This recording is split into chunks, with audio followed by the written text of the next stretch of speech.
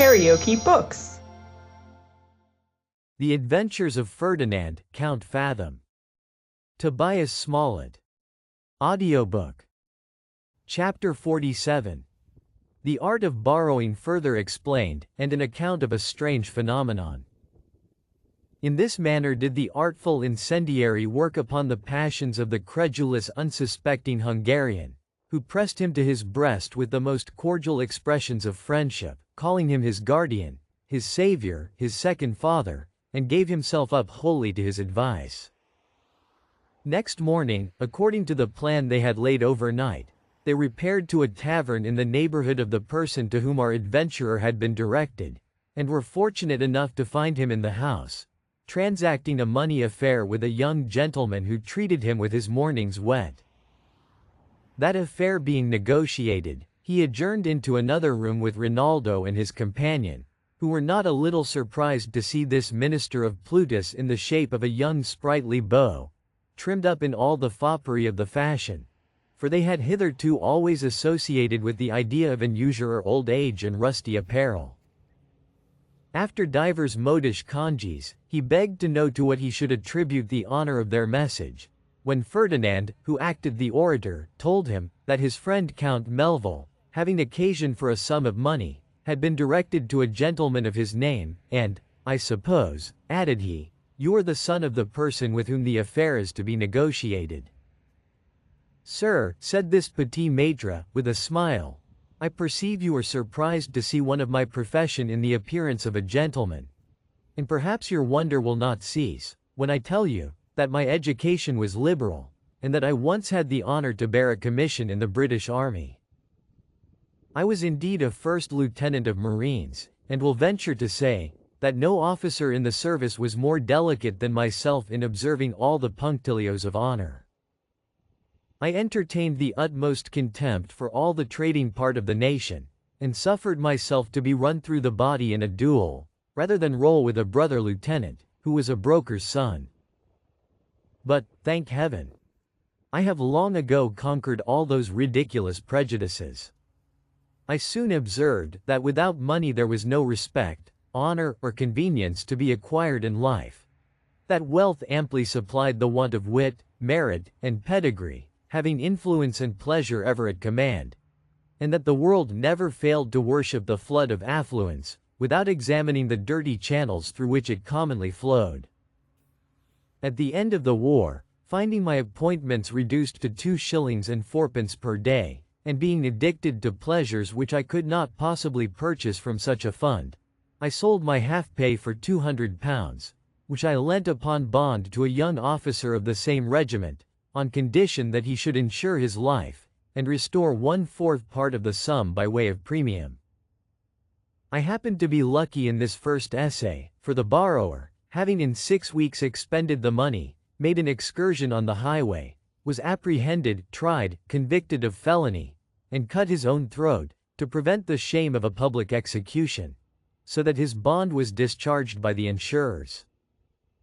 In short, gentlemen, when I engaged in this business, I determined to carry it on with such spirit, as would either make my fortune, or entirely ruin me in a little time, and hitherto my endeavors have been tolerably successful.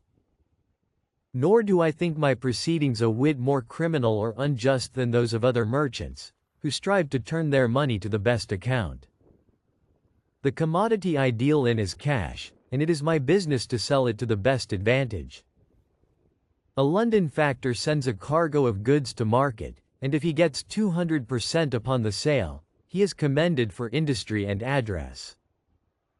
If I sell money for 1/4 part of that profit, certain persons will be so unjust as to cry, shame upon me, for taking such advantage of my neighbor's distress,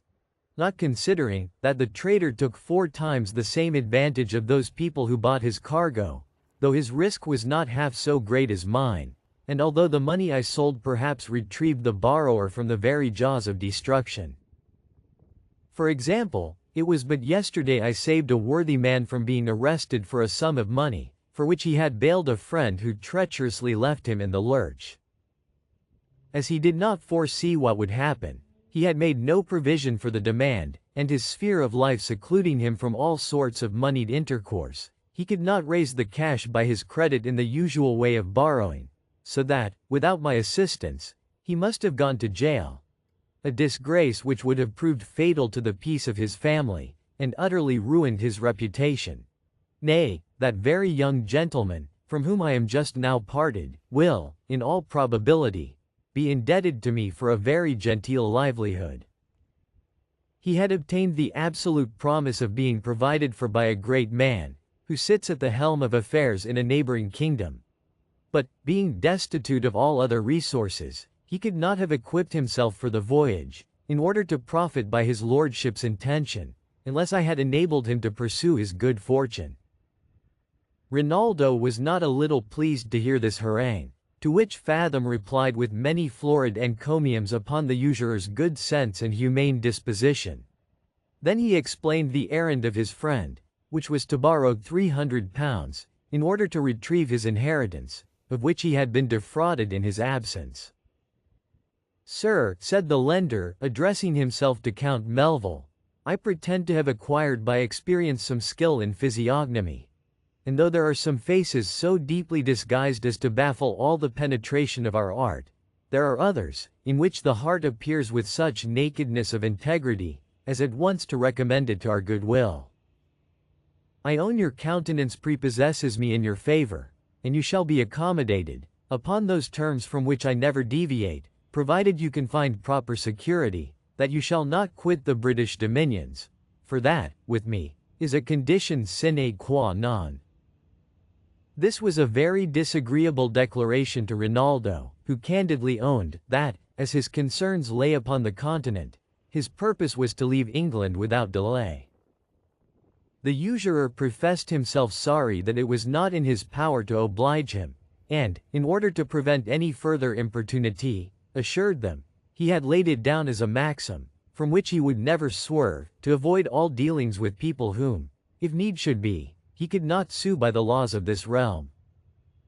Thus the intervention of one unlucky and unforeseen circumstance blasted in an instant the budding hopes of Melville, who, while his visage exhibited the most sorrowful disappointment, begged to know, if there was any person of his acquaintance who might be less scrupulous in that particular. The young gentleman directed them to another member of his profession, and wishing them success, took his leave with great form and complaisance. This instance of politeness was, however, no more than a shift to disengage himself the more easily from their entreaties, for, when the case was opened to the second usurer, he blessed himself from such customers, and dismissed them with the most mortifying and boorish refusal. Notwithstanding these repulses, Rinaldo resolved to make one desperate push, and, without allowing himself the least respite, solicited, one by one, not fewer than 15 persons who dealt in this kind of traffic, and his proposals were rejected by each. At last, fatigued by the toil, and exasperated at the ill success of his expedition, and half mad with the recollection of his finances, which were now drained to half a crown, "Since we have nothing to expect," cried he, "from the favor of Christians, let us have recourse to the descendants of Judah. Though they lie under the general reproach of nations, as a people dead to virtue and benevolence, and wholly devoted to avarice, fraud, and extortion, the most savage of their tribe cannot treat me with more barbarity of indifference than I have experienced among those who are the authors of their reproach." Although Fathom looked upon this proposal as an extravagant symptom of despair, he affected to approve of the scheme, and encouraged Rinaldo with the hope of succeeding in another quarter, even if this expedition should fail, for, by this time, our adventurer was half resolved to export him at his own charge, rather than he should be much longer restricted in his designs upon Monimia. Meanwhile, being resolved to try the experiment upon the children of Israel, they betook themselves to the house of a rich Jew, whose wealth they considered as a proof of his rapaciousness, and, being admitted into his counting house, they found him in the midst of half a dozen clerks, when Rinaldo, in his imagination, likened him unto a minister of darkness surrounded by his familiars, and planning schemes of misery to be executed upon the hapless sons of men. In spite of these suggestions, which were not at all mitigated by the forbidding aspect of the Hebrew, he demanded a private audience, and, being ushered into another apartment, he explained his business with manifest marks of disorder and affliction. Indeed, his confusion was in some measure owing to the looks of the Jew, who, in the midst of this exordium, pulled down his eyebrows, which were surprisingly black and bushy, so as, in appearance, totally to extinguish his visage, though he was all the time observing our youth from behind those almost impenetrable thickets. Melville, having signified his request, "Young gentleman," said the Israelite, with a most discordant voice, "what in the name of goodness could induce you to come to me upon such an errand? Did you ever hear that I lent money to strangers without security?" "No," replied Rinaldo, "nor did I believe I should profit by my application. But my affairs are desperate, and my proposals having been rejected by every Christian to whom they were offered, I was resolved to try my fate among the Jews, who are reckoned another species of men." Fathom, alarmed at this abrupt reply, which he supposed could not fail to disgust the merchant, interposed in the conversation, by making an apology for the plain dealing of his friend, who, he said, was soured and ruffled by his misfortunes. Then exerting that power of eloquence which he had at command, he expostulated upon Rinaldo's claim and expectations, described the wrongs he had suffered, extolled his virtue, and drew a most pathetic picture of his distress. The Jew listened attentively for some time, then his eyebrows began to rise and fall alternately. He coughed, sneezed, and winking hard, "I'm plagued," said he, "with a salt rheum that trickles from my eyes without intermission." So saying, he wiped the moisture from his face, and proceeded in these words: "Sir, your story is plausible, and your friend is a good advocate. But before I give an answer to your demand, I must beg leave to ask if you can produce undeniable evidence of your being the identical person you really assume? If you are really the Count de Melville, you will excuse my caution. We cannot be too much on our guard against fraud, though I must own you have not the air of an impostor." Rinaldo's eyes began to sparkle at this preliminary question, to which he replied, that he could procure the testimony of the Emperor's minister, to whom he had occasionally paid his respects since his first arrival in England. "If that be the case," said the Jew, "take the trouble to call here tomorrow morning, at 8 o'clock, and I will carry you in my own coach to the house of His Excellency, with whom I have the honor to be acquainted, and, if he has nothing to object against your character or pretensions, I will contribute my assistance towards your obtaining justice at the imperial court." The Hungarian was so much confounded at this unexpected reception, that he had not power to thank the merchant for his promised favor, but stood motionless and silent, while the streams of emotion of the heart was of more weight with the Jew than the eloquent acknowledgment which Ferdinand took the opportunity of making for his friend, and he was fain to dismiss them a little abruptly, in order to prevent a second discharge of that same room of which he had already complained. Melville recollected all that had happened as a dream, which had no foundation in truth, and was all day long in a sort of delirium, produced by the alternate gusts of hope and fear that still agitated his bosom, for he was not yet without apprehension of being again disappointed by some unlucky occurrence. He did not, however, fail to be punctual to the hour of his appointment, when the Jew told him there would be no occasion for visiting the ambassador, because Rinaldo had been, the preceding day, recognized by one of the clerks who had been employed as a purveyor in the imperial army, and who, knowing his family, confirmed everything he had alleged. After breakfast, continued this benevolent Israelite, "I will give you an order upon my banker for £500, that you may be enabled to appear at Vienna as the son and representative of Count Melville.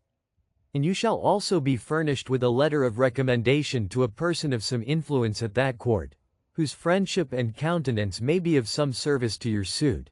For I am now heartily engaged in your interest, in consequence of the fair and unblemished character which I find you have hitherto maintained." The reader must appeal to his own heart, to acquire a just idea of Rinaldo's feelings, when every tittle of these promises was fulfilled, and the merchant refused to take 1 farthing by way of premium, contenting himself with the slender security of a personal bond. He was, in truth, overwhelmed with the obligation, and certainly disposed to believe that his benefactor was something more than human.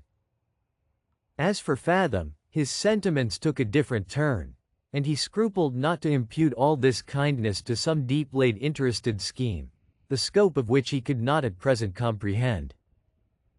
After the tumults of the young gentleman's joy had subsided, and he found himself eased of that burdensome poverty under which he had groaned so long, his thoughts, which before were dissipated upon the various circumstances of distress, began to collect themselves in a body, and to resume their deliberations upon a subject which they had been long accustomed to consider. This was no other than the forlorn Monimia, whose idea now emerged in his bosom, being disencumbered of one part of the load by which it had been depressed. He mentioned her name to Fathom with marks of the most melting compassion, deplored her apostasy, and, while he protested that he had divorced her forever from his heart, expressed an inclination to see her once more before his departure, that he might in person exhort her to penitence and reformation.